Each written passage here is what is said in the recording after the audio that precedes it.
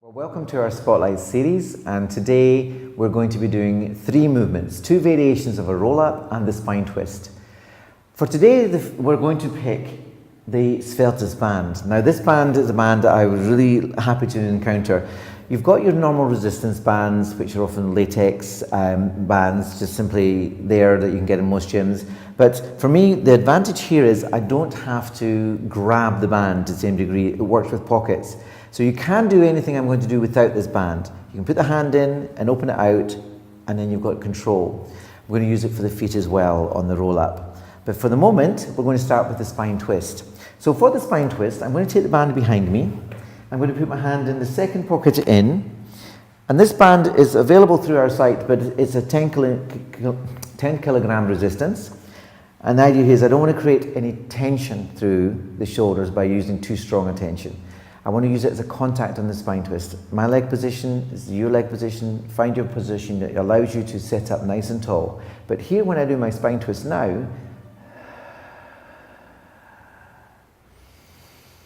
what I'm listening for is that one arm does not lead, so you don't feel the band wrapping around your trunk. So it keeps the same contact on the back.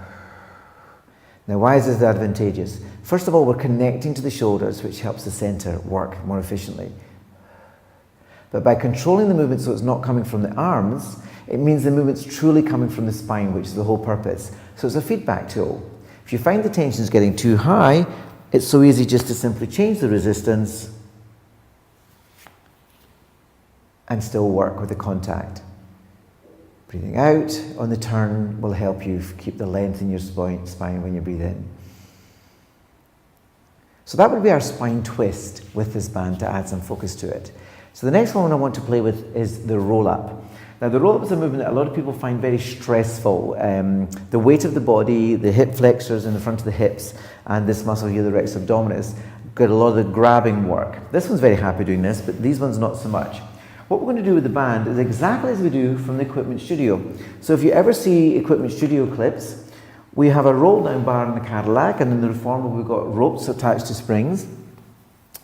And with these tensions, we can aid ourselves in the movement. So I'm going to use 2 bands. You could use 1 in this movement, but it will restrict your range of movement. And I'm going to just find a position where I feel I've got some tension already at the beginning. And as I bring the arms up, tuck the tailbone under, the band begins to give some resistance, which takes some of the weight of my body, so it helps with here. So the idea here is that I can roll through, and to come back up through the sticky point, the resistance is there. Now, if it's not enough resistance, it's so easy just to either, with your normal band, just wrap it around a little bit more, or with this one, what you can do is put further down the loop, and then you can work on the articulation. So the idea here is that you can get the tuck under with the pelvis, focus on this opening, and keeping the center focused without the stress and strain of the actual main movement. So finding your range and rolling it back up. Now we're going to develop that a bit further. So you've worked on the roll up, you've got better at it, and you've got a nice feeling of control coming from the center. We're going to add in a bicep curl that we do from the Reformer series. So when you begin your roll up, the arms are nice and high. You tuck under, get the curve in the spine, find probably halfway to your normal range, and keeping the elbow nice and in place, add a bit of resistance through the band to work on shoulder stability.